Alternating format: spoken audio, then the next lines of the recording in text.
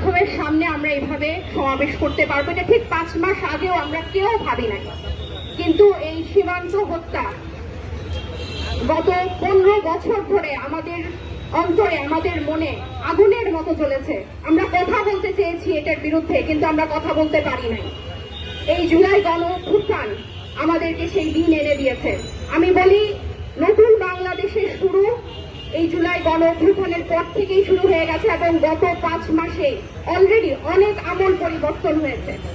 আজকে ফেলানি দিবস দেখে 7ই জানুয়ারি দেখে আমরা ফেলানির কথা বলছি, কিন্তু আমরা কিছুদিন আগেও স্বর্ণা দাসের লাশ করতে দেখেছি। গত 15 বছরে 588 জনের মতো সীমান্তে হত্যা হয়েছে, কোনো বিচার হয় নাই।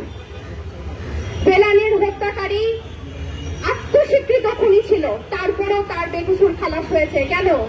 কারণ হাসিনা নিজে দাসী হয়ে দেশের মানুষের জীবন বিলিয়ে দিত, দুইবার চিন্তা করে নাই।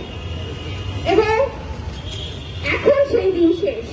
এখন এই অভ্যুত্থানের পরে আমরা ভারতীয় আগ্রাসনের বিরুদ্ধে চোখে চোখ রেখে কথা বলতে চাই। আমাদের একটাই স্লোগান, ঢাকা না দিল্লি, ঢাকা।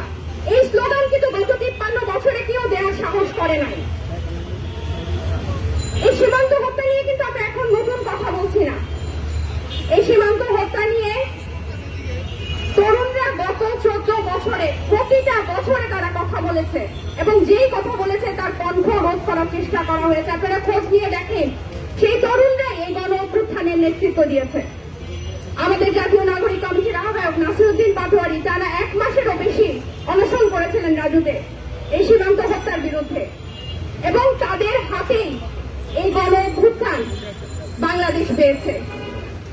এবং আমরা আশা রাখতে পারি আজকের পর থেকে, এখনের পর থেকে, জুলাই 24-এর পর থেকে এই তরুণরা এই বাংলাদেশকে, যে নতুন বাংলাদেশের স্বপ্ন দেখাচ্ছে, যে নতুন রাজনৈতিক বন্দোবস্তের কথা বলছে, সেটা ইনশাল্লাহ সবাই একসাথে আমরা সফল করতে পারবো। কারণ 36 দিনে যেভাবে এই গণ অভ্যুত্থান সফল হয়নি, এই স্বৈরাচারের বিরুদ্ধে, এই বৈষম্যের বিরুদ্ধে, নির্যাতনের বিরুদ্ধে, জুলুম, গুম, খুন, এসবের বিরুদ্ধে মানুষ অন্তর্দহনে ঘুরেছে, কিন্তু কথা বলতে পারেনি, যার প্রতিশ্রুতিতে এই গণ অভ্যুত্থান। এবং এই সীমান্ত হত্যা সেই অসম, তার স্বৈরাচারের এবং তার দাসত্বের অন্যতম উদাহরণ এই সীমান্ত হত্যা। বিএসএফ এর গুলিতে বছরের পর বছর মানুষ মারা গেছে এবং হাসিনা সরকার চুপ থেকেছে ভারতকে খুশি করার জন্য, এবং সেসবের দিন শেষ।